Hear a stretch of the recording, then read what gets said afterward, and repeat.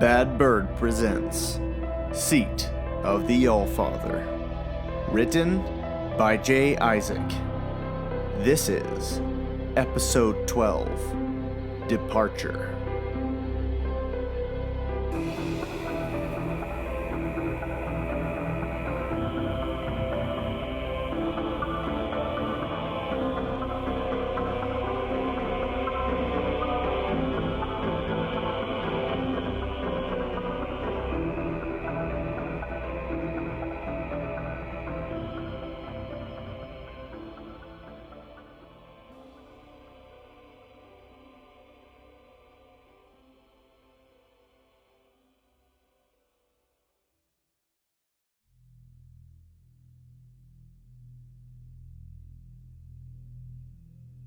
The old man stood slumped with his eyes closed. A light breeze had begun to wander down the hillside, and it cooled his flushed brow. His breathing was ragged and halting. A broken twig to his right caused him to look up. Max slowly emerged from the brush and started at the side of the man. In a panic, he stumbled backwards before the recognition came. It's you. Max wiped a trickle of tears and filth from under his eyes. He took a step towards the old man. Help me. Take me home. The old man's eyes rolled back in his head for a moment, and then he shook his head slightly to gain control. Yes, Max. I've come for you. I've come to help. Like I said, I would. He coughed painfully, holding his midsection. I am sorry to say, my boy, I did not arrive soon enough to save him, though I tried. Max's eyes slowly moved down from the old man's face to the body stretched out on the ground. Who is that? Max moved closer, until his eyes could make out the features of the man. A gasp escaped him, followed by a trail of agonized sobbing. He knelt by James' side and clutched his hand. Tears fell and mixed with the drying blood on the man's palm. The old man watched Max, and his face was wrinkled with pity. Then he staggered back a step, trying to maintain his balance. His head felt light. A long trailing shriek cut through the stillness and echoed off the hillside behind the two. Max's head jerked up, and the old man flinched. Max, you will have time for that, but we must go. I am fading. The old man bent over and put a firm hand on the boy's shoulder, pulling him to his feet. He moved Max forward, steering him with his arm. Max walked like one in a dream. His thoughts were a twisted mass of past and present. The night was a dream, and the old man's hand, though meant to guide, was a comfort. The two moved through the dark forest towards the road. Sounds of movement began to grow around them. Someone was still out there. A thrashing in the brush off to the side caused the old man to pause. He pulled Max low under a hanging branch, his eyes searching the darkness for movement. Another shriek cut the night air, followed by another. Max wiped his face and looked up at the old man, who returned his gaze through the dim light. I feel myself hunting you, and I cannot stop it.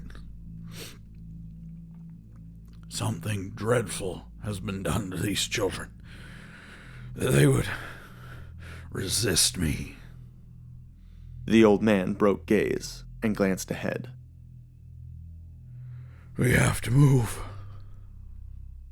He pulled Max to his feet, and the two rapidly continued their march. Within a few moments, the road became visible through the dense wood. The old man led Max to the passenger side of his parked vehicle. He opened the door and gently helped the boy in. As he moved back around to the driver's side, he stumbled, catching himself on the hood of the vehicle. He stood there for a moment and climbed in. As the old man pulled the vehicle away, Max could see two dark shapes flitting from the trees out onto the road. They gave chase, but were left far in the distance. Max sighed and leaned his head on the glass, closing his eyes.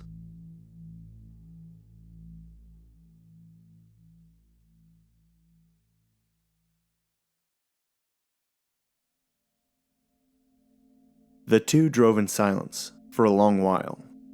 The moon passed in and out from behind the clouds, periodically lighting up the long, twisting highway before sending it back again to cold darkness. Max opened his eyes when he began to hear the old man's breathing quicken. The old man was beginning to slump in his seat, and his eyes were barely open. Max noticed for the first time the blood on the man's stomach. It had been slowly pooling between his legs, reddening the upholstery. Are you okay? The old man forced a chuckle. I don't believe so. He swallowed and tried to control his breath. I feel myself slipping away. For you, there's only a small time left. Max's face was blank. What do you mean I only have so much time left? To learn. For me. Max shook his head and resumed his position against the glass. He had no energy left to puzzle over the old man's words. A long groan escaped from the old man's lips, and the truck swerved slightly. Given how things have gone, I think you should know. You were best with James and Grace. They actually cared for you, as I see now. Not like the others.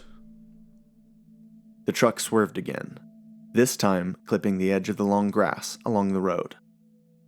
Max took his head off the glass and felt the cold on his cheek with his hand. Do you mean Sully and Georgia? Of course. They didn't care about me. Maybe so, but I'm not referring to them. I'm speaking of your parents. Your real parents. A spark of emotion stirred in Max's eyes. My real parents? What? A prostitute and a car salesman. A love story from hell. Your real father had a family of his own, and you had no place in it. When his wife left him, he lost any interest he may have had in your existence. Your mother now had affection for you, but you are no real competition for the narcotics. At this point, the old man made an effort to glance at Max. I confess I chose poorly at first by giving you to James and Grace. They weren't ready, but they grew into the role, and I do believe they loved you. It is truly unfortunate. More coughs erupted from the old man. It is unfortunate they did not raise you the way they ought to have. All of this would have been unnecessary. He ended his sentence softly, almost as if he were speaking to himself. Max looked down as the realization of what the old man was saying sunk in. Giving me to Mom and Dad? He placed his hands flat in his lap. It was you that night. They came into my house.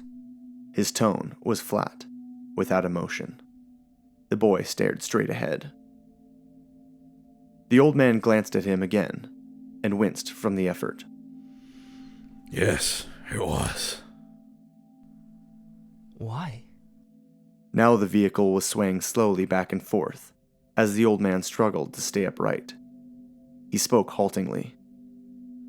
Your parents were supposed to prepare you for me. What does that mean? Max's tone began to sharpen, and anger spiked in his throat as the truck wandered yet again. They were supposed to bring you to me in the ether by the process of transformation. You were supposed to let me in.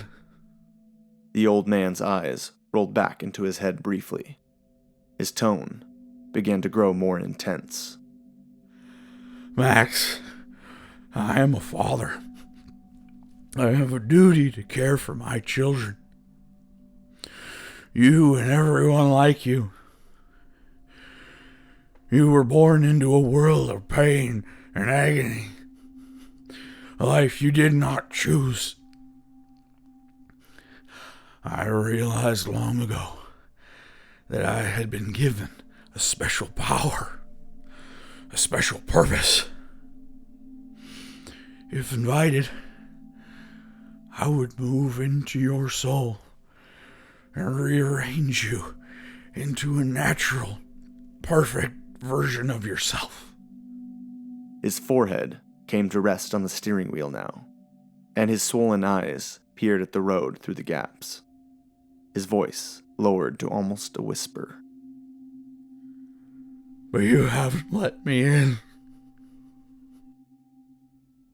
The old man gasped suddenly and clutched his midsection with his free hand.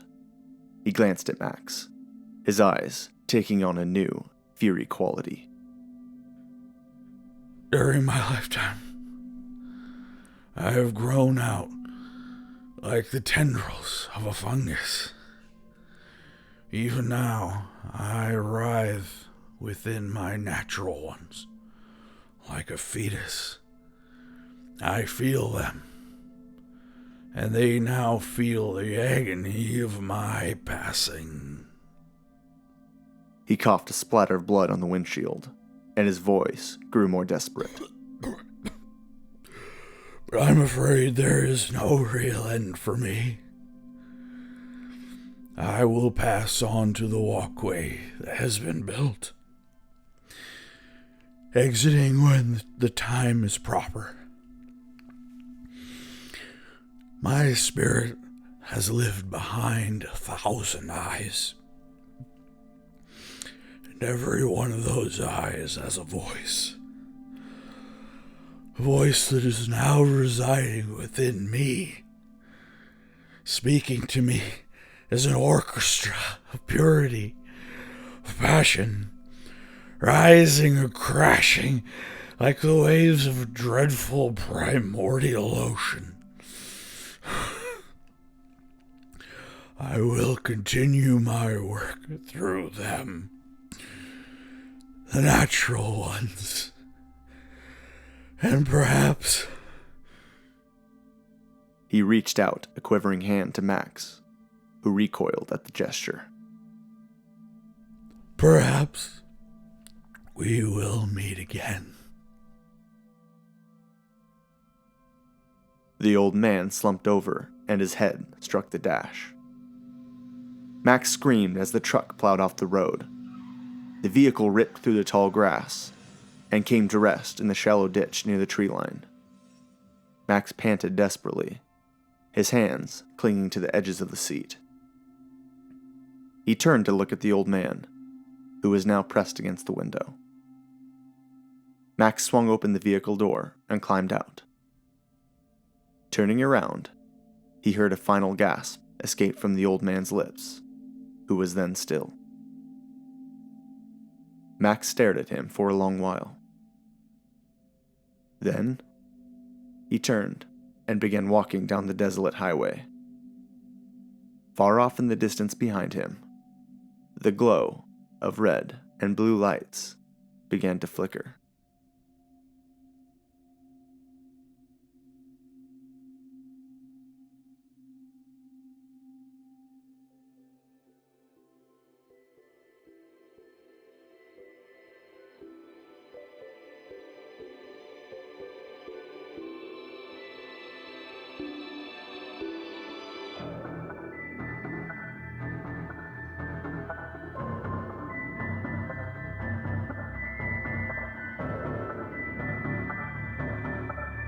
The end of Seat of the Allfather.